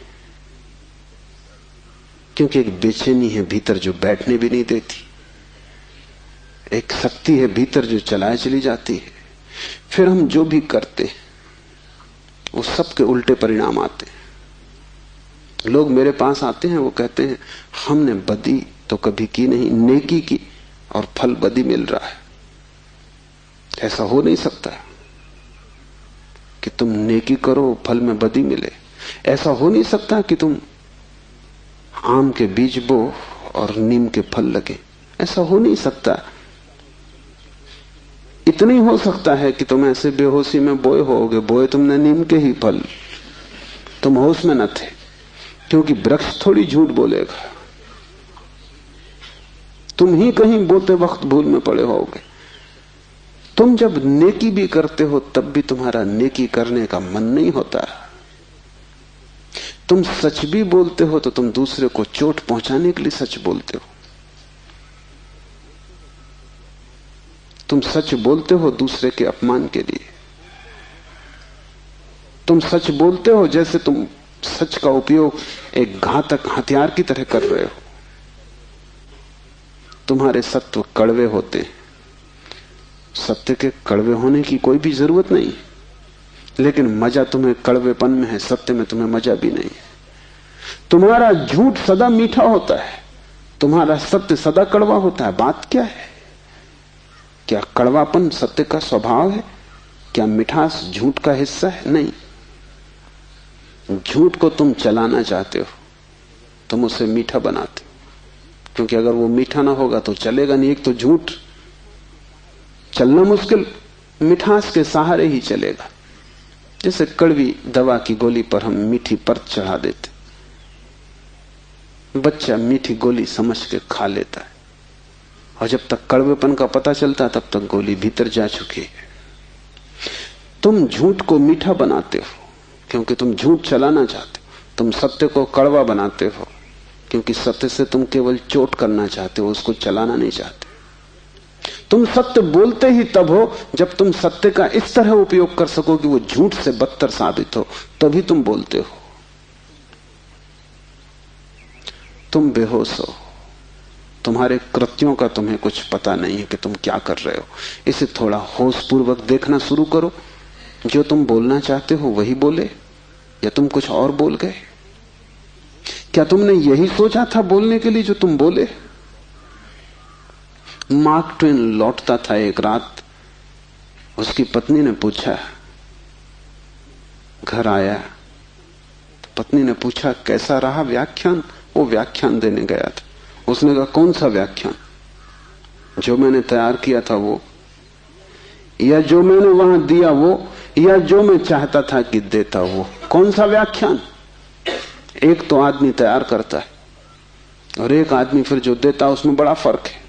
और फिर एक जो घर लौटते वक्त तो सोचता है दिया होता है। वो तीनों अलग अलग हैं। होश में हो, सब निशाने तुम्हारे चूक जाते हैं। तुम्हारी जिंदगी में कभी भी कोई निशाना लगा? आंख बंद करके भी आदमी तीर चलाता रहे तो कभी ना कभी निशाना लगेगा। मैंने सुना है कि अगर बंद घड़ी भी दीवार पे टंगी रहे तो 24 घंटे में 2 बार सही समय बताएगी। तुम्हारी जिंदगी में ऐसा भी नहीं आया कि 2 बार भी तुमने सही समय बताया होता। तुम बंद घड़ी से गए बीते हो। अंधेरे में भी आदमी तीर चलाता रहे तो कभी ना कभी निशान पे लग जाएगा। तुम खुली आंख से होश में प्रकाश में तीर चलाते हो, कभी निशाने पे नहीं लगता। क्या बात होगी? मुल्ला नसरुद्दीन को बड़ा शौक था हिरन की शिकार करने का। तीसरी बार जब वो शिकार करने जंगल पहुंचा और जंगल के विश्राम गृह में उसने अपना सामान रखा और तैयारी की, और जब सूटकेस खोला तो उसमें एक बड़ी फोटो रखी थी और पत्नी ने उस फोटो के नीचे लिखा था, मुल्ला हिरन इस तरह का होता है। उन्हें शिकार का शौक था लेकिन हिरन का पता नहीं था। तुम कुछ भी मार मूर के घर आ जाओगे, हिरन ठीक से फोटो देख लेना। तुम सब जगह चूक गए हो, वही तुम्हारे जीवन का दुख है। और चूकने का कुल कारण है कि तुम होश में नहीं हो। इसलिए जो भी करो होश पूर्वक करो। उठो तो भी होश पूर्वक, चलो तो भी होश पूर्वक। महावीर ने कहा है विवेक से चलो, विवेक से बैठो, विवेक से भोजन करो, विवेक से बोलो, विवेक से सो तक। महावीर से कोई पूछता है कि साधु कौन, तो महावीर ने कहा जो अमूर्छित है। और असाधु कौन, तो महावीर ने कहा जो मूर्छित है, जो सोया सोया जी रहा है वो असाधु, जो जागा जागा जी रहा है वो साधु। यही शिव कह रहे हैं, चैतन्य आत्मा। चैतन्य को बढ़ाओ, धीरे धीरे आत्मा की झलक तुम्हारे जीवन में आनी निश्चित है।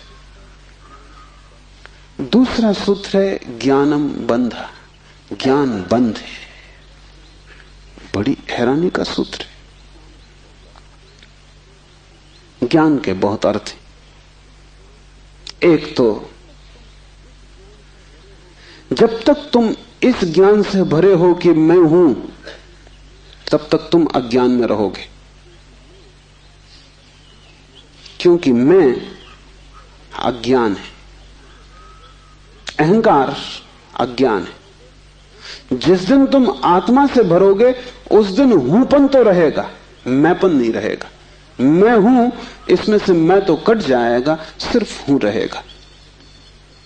इसे थोड़ा प्रयोग करके देखो। कभी किसी वृक्ष के नीचे शांत बैठकर खोजो कि तुम्हारे भीतर मैं कहां है। तुम कहीं भी ना पाओगे। हूं तो तुम सब जगह पाओगे, मैं तुम कहीं भी ना पाओगे। सब जगह तुम्हें अस्तित्व मिलेगा, लेकिन अस्तित्व के साथ अहंकार तुम्हें कहीं भी ना मिलेगा। अहंकार तुम्हारी निर्मित है, वो तुम्हारा बनाया हुआ है, वो झूठा है, वो असत्य है, उससे ज्यादा अप्रामाणिक और कुछ भी नहीं। वो काम चलाऊ है, उसकी संसार में जरूरत है, लेकिन उसकी सत्य में कहीं भी कोई स्थान नहीं। तो एक तो मैं हूं, ये ज्ञान बंध का कारण है। मेरा बोध हूपन का बोध नहीं। हूपन का बोध तो शुद्ध है, उसमें कोई सीमा नहीं है। जब तुम कहते हो हूं, तो तुम्हारे हूं में और वृक्ष के हूं में कोई फर्क होगा? तुम्हारे हूं में और मेरे हूं में कोई फर्क होगा? जब तुम सिर्फ हो तो नदियां, पहाड़, वृक्ष सभी एक हो गए। जैसे ही मैंने कहा मैं, वैसे ही मैं अलग हुआ। जैसे ही मैंने कहा मैं, वैसे ही तुम टूट गए, पर हो गए, अस्तित्व से मैं पृथक हो गया। हूंपन ब्रह्म है और मैं मनुष्य की अज्ञान दशा है। जब तुम जानते हो कि सिर्फ हूं, तब तुम्हारे भीतर केंद्र नहीं होता, तब सारा अस्तित्व एक हो जाता है। तब तुम उस लहर की तरह हो जो सागर में खो गई। अभी तुम उस लहर की तरह हो जो जम के बर्फ हो गई है, सागर से टूट गई है। ज्ञानम बंधा, पहला तो ज्ञान बंध है, इस बात का ज्ञान कि मैं हूं। दूसरा ज्ञान बंध है वो सब ज्ञान जो तुम बाहर से इकट्ठा कर लिए हो, जो तुमने शास्त्रों से चुराया है, जो तुमने सद्गुरुओं से उधार लिया है, जो तुम्हारी स्मृति है, वो सब बंधन है। उससे तुम्हें मुक्ति ना मिलेगी। इसलिए तुम पंडित से ज्यादा बंधा हुआ आदमी ना पाओगे। मेरे पास सब तरह के लोग आते हैं, सब तरह के मरीज। उसमें पंडित से ज्यादा कैंसर ग्रस्त कोई भी नहीं। उसका इलाज नहीं, वो ला इलाज है। उसकी तकलीफ यह है कि वो जानता है, इसलिए न वो सुन सकता न वो समझ सकता। तुम उससे कुछ बोलो, इसके पहले कि तुम बोलो उसने उसका अर्थ कर लिया है। इसके पहले कि वो तुम्हें सुने उसने व्याख्या निकाल ली। शब्दों से भरा हुआ चित्त जानने में असमर्थ हो जाता है। वो इतना ज्यादा जानता है बिना कुछ जाने, क्योंकि सब जाना हुआ उधार है। शास्त्र से अगर ज्ञान मिलता होता तो सभी के पास शास्त्र है, ज्ञान सभी को मिल गया होता। ज्ञान तो तब मिलता है जब कोई निशब्द हो जाता है, जब वो सभी शास्त्रों को विसर्जित कर देता है, जब वो उस सब ज्ञान को जो दूसरों से मिला है वापस लौटा देता है जगत को, जब वो उसे खोजता है जो मेरा मूल अस्तित्व है, जो मुझे दूसरे से नहीं मिला। इसे थोड़ा समझो। तुम्हारा शरीर तुम्हें मां और पिता से मिला है। तुम्हारे शरीर में तुम्हारा कुछ भी नहीं है। आधा तुम्हारी मां का दान है, आधे तुम्हारे पिता का दान है। फिर तुम्हारा शरीर तुम्हें भोजन से मिला है, वो जो रोज तुम भोजन कर रहे हो।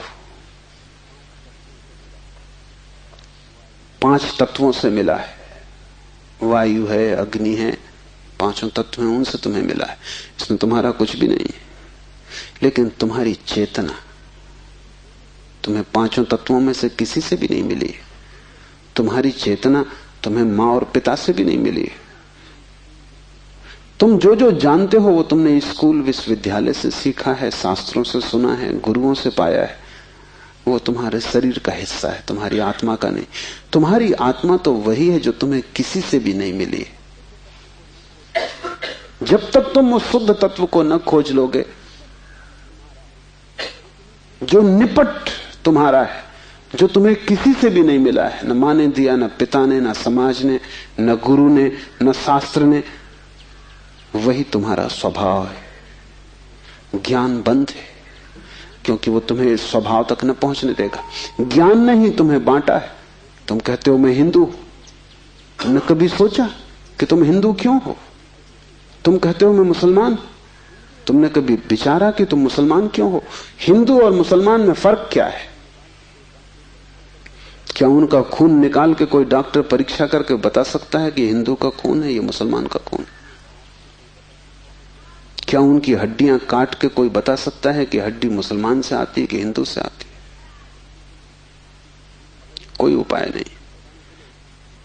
शरीर की जांच से कुछ भी पता न चलेगा, क्योंकि दोनों के शरीर 5 तत्वों से बनते हैं। लेकिन अगर उनकी खोपड़ी की जांच करो तो पता चल जाएगा कि कौन हिंदू है कौन मुसलमान है, क्योंकि दोनों के शास्त्र अलग, दोनों के सिद्धांत अलग, दोनों के शब्द अलग। शब्दों का भेद है तुम्हारे बीच। तुम हिंदू हो क्योंकि तुम्हें एक तरह का ज्ञान मिला जिसका नाम हिंदू, दूसरा जैन है क्योंकि उसे दूसरे तरह का ज्ञान मिला जिसका नाम जैन।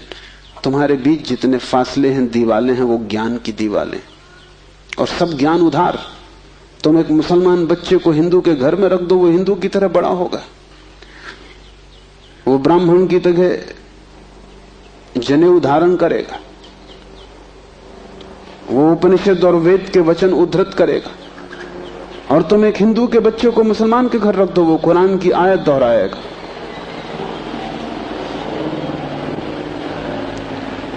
ज्ञान तुम्हें बांटता है, क्योंकि ज्ञान तुम्हारे चारों तरफ एक दीवार खींच देता है, और ज्ञान तुम्हें लड़ाता है, और ज्ञान तुम्हारे जीवन में वैमनस्य और शत्रुता पैदा करता है। थोड़ी देर को सोचो, अगर तुम्हें कुछ भी ना सिखाया जाए कि तुम हिंदू हो या मुसलमान या जैन या पारसी, तो तुम क्या करोगे? तुम बड़े होगे एक मनुष्य की भांति। तुम्हारे बीच कोई दीवार ना होगी। दुनिया में कोई 300 धर्म है, 300 कारागृह, और हर आदमी पैदा होते से एक कारागृह या दूसरे कारागृह में डाल दिया जाता है। और पंडित पुरोहित बड़ी चेष्टा करते हैं कि बच्चे पे जल्दी से जल्दी कब्जा हो जाए। उसको वो धर्म शिक्षा कहते हैं। उससे ज्यादा अधर्म और कुछ भी नहीं है। वो उसको धर्म शिक्षा कहते हैं। 7 साल के पहले बच्चे को पकड़ लें, क्योंकि 7 साल का बच्चा अगर बड़ा हो गया तो फिर पकड़ना रोज रोज मुश्किल होता जाएगा। और बच्चे को अगर थोड़ा भी बोध आ गया तो फिर वो सवाल उठाने लगेगा, और सवालों का जवाब पंडितों के पास बिल्कुल नहीं है। पंडित सिर्फ मूढ़ों को तृप्त कर पाते हैं। जितनी कम बुद्धि का आदमी हो, पंडित से उतनी जल्दी तृप्त हो जाता है। वो एक प्रश्न पूछता, उत्तर मिल जाता है। तुम जाते हो पंडित से, पूछते हो संसार को किसने बनाया? वो कहता भगवान ने। तुम प्रसन्न घर लौटाते हो बिना पूछे कि भगवान को किसने बनाया। अगर तुम दूसरा प्रश्न पूछते, पंडित नाराज हो जाता, क्योंकि उसका उसे भी पता नहीं, किताब में वो लिखा नहीं। और फिर झंझट की बात है, परमात्मा को किसने बनाया? फिर तुम पूछते ही चले जाओगे, वो कोई भी जवाब दे, तुम पूछोगे उसको किसने बनाया। अगर गौर से देखो तो तुम्हारे पहले सवाल का जवाब दिया नहीं गया है। पंडित ने तुम्हें सिर्फ संतुष्ट कर दिया क्योंकि तुम बहुत बुद्धिमान नहीं। और बच्चे अबोध, उनका अभी तर्क नहीं जगा, विचार नहीं जगा, अभी वो प्रश्न नहीं पूछ सकते। अभी तुम जो भी कचरा उनके दिमाग में डाल दो, वो उसे स्वीकार कर लेंगे। बच्चे सभी को स्वीकार कर लेते हैं, क्योंकि वो सोचते हैं जो भी दिया जा रहा है वो सभी ठीक है। बच्चा ज्यादा सवाल नहीं उठा सकता, सवाल उठाने के लिए थोड़ी प्रौढ़ता चाहिए। इसलिए सभी धर्म बच्चों की गर्दन पकड़ लेते हैं और फांसी लगा देते हैं। फांसी बड़ी सुंदर है। किसी के गले में बाइबल लटकी है, किसी के गले में समयसार लटका है, किसी के गले में कुरान लटकी है, किसी के गले में गीता लटकी। ये इतने प्रीतिकर बंधन है कि इनको छोड़ने की हिम्मत फिर जुटानी बहुत मुश्किल है। और जब भी तुम इन्हें छोड़ना चाहोगे, एक खतरा सामने आ जाएगा, क्योंकि इन्हें छोड़ा तो तुम अज्ञानी। क्योंकि जैसे तुम इनको छोड़ोगे, तुम पाओगे मैं तो कुछ जानता नहीं, बस ये किताब सारी संपदा है, इसको संभालो। अपने अज्ञान को छिपाने का यही तो एक उपाय है। लेकिन अज्ञान छिपने से अगर मिटता होता तो बड़ी आसान बात हो गई होती। अज्ञान छिपने से बढ़ता है, जैसे कोई अपने घाव को छिपा ले, उससे कुछ मिटेगा नहीं। घाव और भीतर भीतर बढ़ेगा, मवाद पूरे शरीर में फैल जाएगी। शिव कहते हैं ज्ञान बंद है। ज्ञान सीखा हुआ, ज्ञान उधार, ज्ञान दूसरे से लिया हुआ बंधन का कारण है। तुम उस सब को छोड़ देना जो दूसरे से मिला है। तुम उसकी तलाश करना जो तुम्हें किसी से भी नहीं मिला। तुम उसकी खोज में निकलना, उस चेहरे की खोज में जो तुम्हारा है। तुम्हारे भीतर छिपा हुआ एक झरना है चैतन्य का, जो तुम्हें किसी से भी नहीं मिला, जो तुम्हारा स्वभाव है, जो तुम्हारी निज संपदा है, निजत्व है, वही तुम्हारी आत्मा है। तीसरा सूत्र है योनि वर्ग और कला शरीर है। योनि से अर्थ है प्रकृति, इसलिए हम स्त्री को प्रकृति कहते हैं। स्त्री शरीर देती है, वो प्रकृति की प्रतीक है। और कला का अर्थ है कर्ता का भाव। एक ही कला है, वो कला है संसार में उतरने की कला। और वो है कर्ता का भाव। इन दो चीजों से मिलकर तुम्हारा शरीर निर्मित होता है। तुम्हारे कर्ता का भाव, तुम्हारा अहंकार और प्रकृति से मिला हुआ शरीर। अगर तुम्हारे भीतर कर्ता का भाव है तो तुम्हें योग्य शरीर प्रकृति देती चली जाएगी। इसी तरह तुम बार बार जन्मे हो। कभी तुम पशु थे, कभी पक्षी थे, कभी वृक्ष थे, कभी मनुष्य। तुमने जो चाहा है वो तुम्हें मिला है।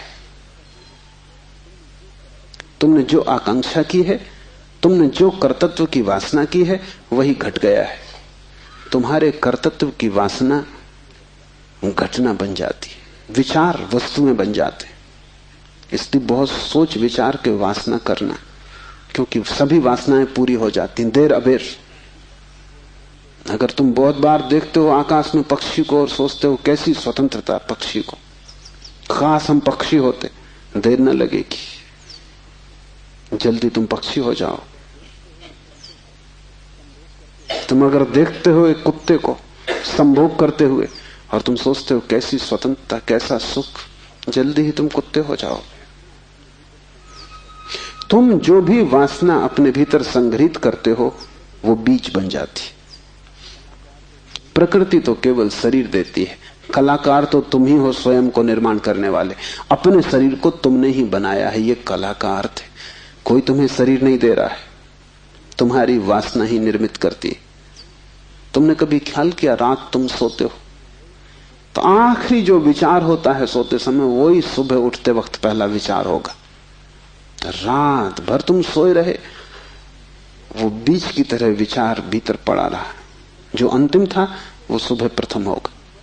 तुम मरोगे इस शरीर से, आखिरी मरते क्षण में तुम्हारे सारे जीवन की वासना संग्रहित होकर बीज बन जाएगी। वही बीज नया गर्भ बन जाएगा। जहां से तुम मिटे वहीं से तुम फिर शुरू हो जाओगे। तुम जो भी हो ये तुम्हारा ही कृत्य है, किसी दूसरे को दोष मत देना। यहां कोई दूसरा है भी नहीं जिसको दोष दिया जा सके। ये तुम्हारे ही कर्मों का संचित फल है। तुम जो भी हो, सुंदर कुरूप, दुखी सुखी, स्त्री पुरुष, तुम जो भी हो, ये तुम्हारे ही कृत्यों का फल है। तुम ही हो कलाकार अपने जीवन के। मत कहना कि भाग्य ने बनाया है, क्योंकि वो धोखा है। उस भांति तुम जिम्मेवारी किसी और पर टाल रहे हो। मत कहना कि परमात्मा ने भेजा है। तुम परमात्मा पर जिम्मेदारी मत डालना, क्योंकि ये तरकीब है खुद के दायित्व से बचने की। इस कारागृह में तुम अपने ही कारण हो। जो व्यक्ति इस बात को ठीक से समझ लेता है कि अपने ही कारण में यहां हूं, उसके जीवन में क्रांति शुरू हो जाती। शिव कह रहे हैं योनि वर्ग और कला शरीर है। प्रकृति तो सिर्फ योनि है, वो तो सिर्फ गर्भ है। तुम्हारा अहंकार उस योनि में बीज बनता है। तुम्हारे कर्तृत्व का भाव कि मैं ये करूं, मैं ये पाऊं, मैं ये हो जाऊं, उसमें बीज बनता है। और जहां भी तुम्हारे कर्तृत्व की कला और प्रकृति की योनि का मिलन होता है, शरीर निर्मित हो जाता है। इसलिए बुद्ध पुरुष कहते हैं सभी वासनाओं को छोड़ दो, तभी तुम मुक्त हो सकोगे। तुमने अगर स्वर्ग की वासना की तो तुम देवता हो जाओगे, लेकिन वो भी मुक्ति ना होगी, क्योंकि वासनाओं से कभी भी अशरीर की स्थिति पैदा नहीं होती। सभी वासनाओं से शरीर निर्मित होते हैं। जब तक तुम निर्वासना को उपलब्ध नहीं हो, जब तक तृष्णा तुमने पूरी ही नहीं छोड़ दी, तब तक तुम नए शरीरों में भटकते रहोगे। और शरीर के ढंग अलग हों, शरीर की मौलिक स्थिति एक ही जैसी है। शरीर के दुख समान है, चाहे पक्षी का शरीर हो चाहे आदमी का शरीर हो, दुखों में कोई भेद नहीं है। क्योंकि मौलिक दुख है आत्मा का शरीर में बंध जाना। मौलिक दुख है कारागृह में प्रविष्ट हो जाना। फिर कारागृह की दीवारें वर्तुलाकार हैं कि त्रिकोण हैं कि चौकोन हैं, उससे कोई हल नहीं होता, उससे कुछ फर्क नहीं पड़ता है। तुम भला सोचते हो फर्क पड़ता है। एक मेरे मित्र हैं ड्राइंग के शिक्षक हैं, उन्हें जेल हो गई। लौटे 3 साल बाद तो मैंने उनसे पूछा कैसे रहे दिन, कैसे कटे दिन। उन्होंने कहा और तो सब ठीक था, लेकिन मेरी कोठरी के कोने 90 कोण के नहीं थे। वो ड्राइंग के शिक्षक हैं, उनकी बुद्धि, वो 90 कोण के नहीं थे कोठरी के कोने। उनकी असली तकलीफ 3 साल यही रही, क्योंकि उसी कोठरी में रहना और बार बार देखना वो कोना, वो 90 कोण का नहीं। तो जो बात उन्होंने मुझसे कही वो ये कि तो और तो सब ठीक था, बाकी कुछ अड़चन ना थी, लेकिन कोने ठीक 90 के नहीं थे। कोने 90 के हों कि 90 के ना हो, इससे क्या बुनियादी फर्क पड़ेगा? कारागृह कारागृह, पक्षी का शरीर के आदमी का बहुत फर्क नहीं पड़ता। बंद तुम हो गए वही दुख है, बंध गए तुम वही दुख है। वासना बांधती है, वासना है रज्जु जिससे हम बंधते हैं। और ध्यान रखना, तुम्हारे अतिरिक्त और कोई जिम्मेवार नहीं है। उद्यमो भैरवा, चौथा सूत्र है उद्यम ही भैरव है। उद्यम उस आध्यात्मिक प्रयास को कहते हैं जिससे तुम इस कारागृह के बाहर होने की चेष्टा करते हो। भैरव शब्द पारिभाषिक है। भा का अर्थ है भरण, रा का अर्थ है रवण, वा का अर्थ है वमन। भरण का अर्थ है धारण, रवण का अर्थ है संहार और वमन का अर्थ है फैलाना। भैरव का अर्थ है ब्रह्म, जो धारण किए है, जो संभाले है, जिसमें हम पैदा होंगे और जिसमें हम मिटेंगे, जो विस्तार है और जो ही संकोच बनेगा, जो सृष्टि का उद्भव है और जिसमें प्रलय होगा। मूल अस्तित्व का नाम भैरव है। शिव कहते हैं उद्यम ही भैरव है। और जिस दिन भी तुमने आध्यात्मिक जीवन की चेष्टा शुरू की, तुम भैरव होने लगे, तुम परमात्मा के साथ एक होने लगे। तुम्हारी चेष्टा की पहली किरण और तुमने सूरज की तरफ यात्रा शुरू कर दी। पहला ख्याल तुम्हारे भीतर मुक्त होने का, और ज्यादा दूर नहीं है मंजिल, क्योंकि पहला कदम करीब करीब आधी यात्रा है। उद्यम भैरव है।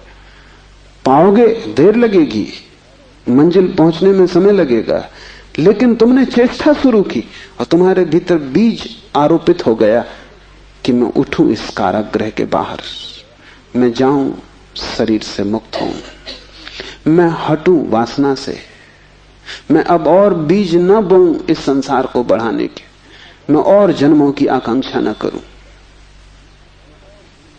तुम्हारे भीतर जैसे ही ये भाव सघन होना शुरू हुआ कि अब मैं मूर्छा को तोड़ूं और चैतन्य बनूं, वैसे ही तुम भैरव होने लगे,